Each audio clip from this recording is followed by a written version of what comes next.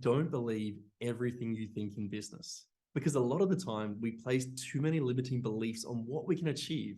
And because we place these limiting beliefs, it actually impacts the effort that we put towards something, and it drastically changes the outcomes that we're able to achieve. Now, this was reminded of me when I was reading The 4-Hour Workweek by Tim Ferriss. Fantastic book. If you haven't read it, please go and read it. You will absolutely love it, my friends. But there was one key part in this book that really resonated with me at the time. And he told this story. And the story went something like this. And I'm going to butcher a little bit. So please do go read the book. But the story went something like this. One year, Tim decided he had a class of 20 students. He was a guest lecturer, and he decided to challenge them, to challenge their beliefs, to help them to think bigger, to shoot bigger, to be able to achieve the things in their dreams, right? To really shoot for the stars. So what he did is he set them the task to contact 3 uber famous people. So I'm not talking contacting your high school principal or your local little celebrity who was on Love Island or something like that. I'm talking going and actually contacting like a Beyonce, a Gary Vee, an ex-president, something like that. But finding a way to ask them 3 things that you've always wanted to ask them. And so that was the challenge he set. And in order to actually give people some motivation to do this, he thought, well, they're going to look at this and go, this is impossible. So he said the winner gets a free round the world plane trip, because there's a huge prize there. It's a bloody awesome prize. And what happened in that first year? No one succeeded. Everyone said it's too hard. It can't be done.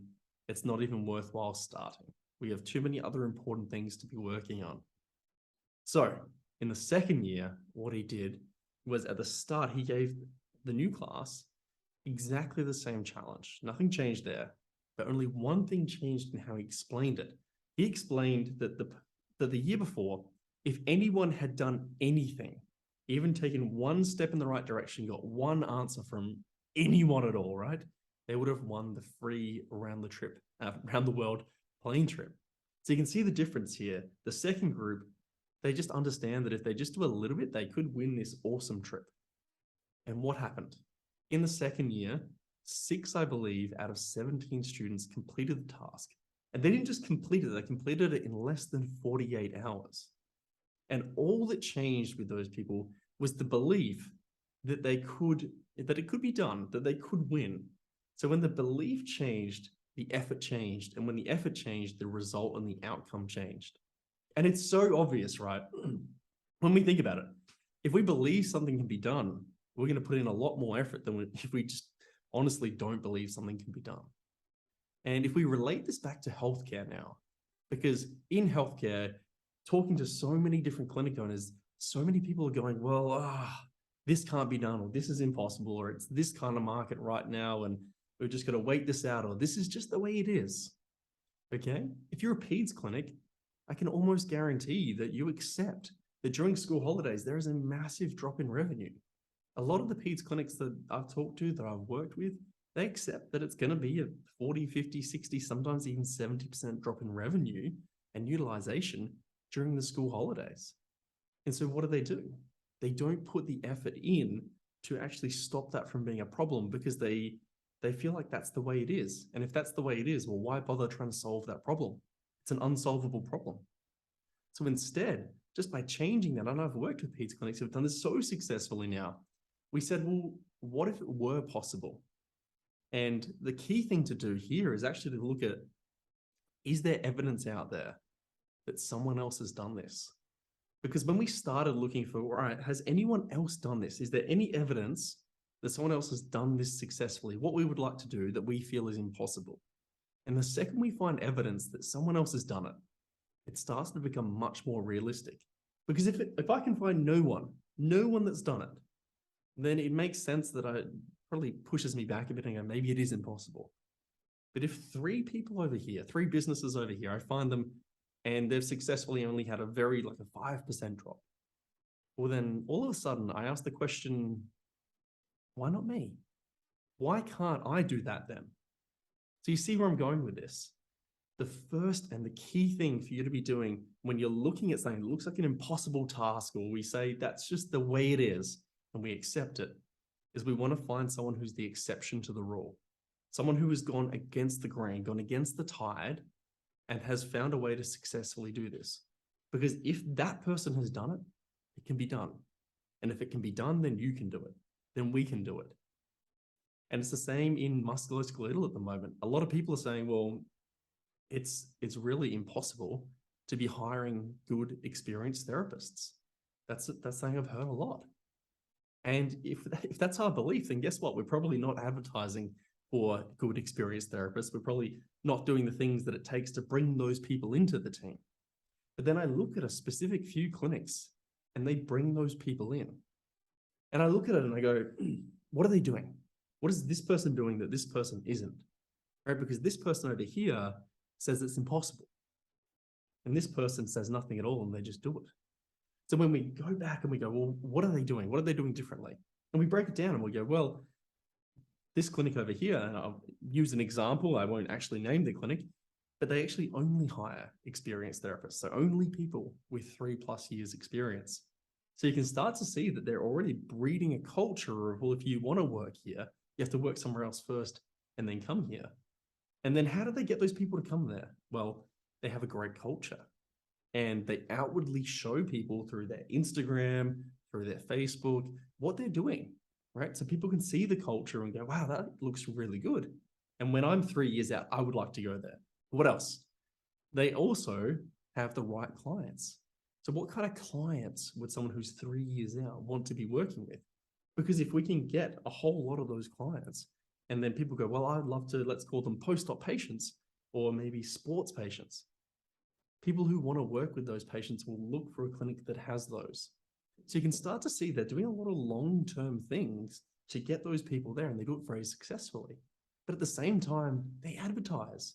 They actively advertise for who they want.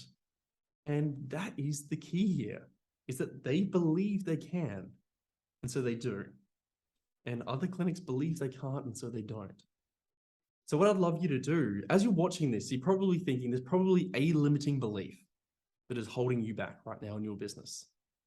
If you're a peds clinic, it may be around hiring, which is challenging, but not impossible.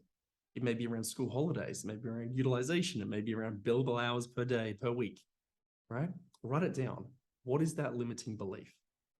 And if you're a musculoskeletal clinic or a different type of clinic, what is the belief that's holding you back? Is it, I can't get enough new clients? I can't get the right type of clients.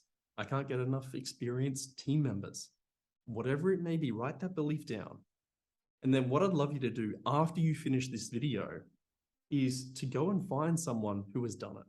Find yourself 1 to 3 examples of someone who's done what you feel is impossible. Look out there in the market, look at who's doing it well, who has achieved what you want to achieve. Because if they've done it, then success leaves clues. What do they do? How do they do it? You don't necessarily have to look at what are they doing right now, because it may not be 100% relevant to you and your business. But when they were where you were, what did they do? And how did they do it? And keep that in mind, because the second you find that evidence, suddenly everything changes. It gets so much easier to then go, well, what's the plan? The next step, once you've got that, once you've got the evidence and you've broken that limiting belief, is actually to go, well, let's reverse engineer this. Okay, so where do we want to be? Let's say we're looking to hire an experienced therapist, 3 to 5 years experience. All right, what time frame do we want to do that in? 3 months.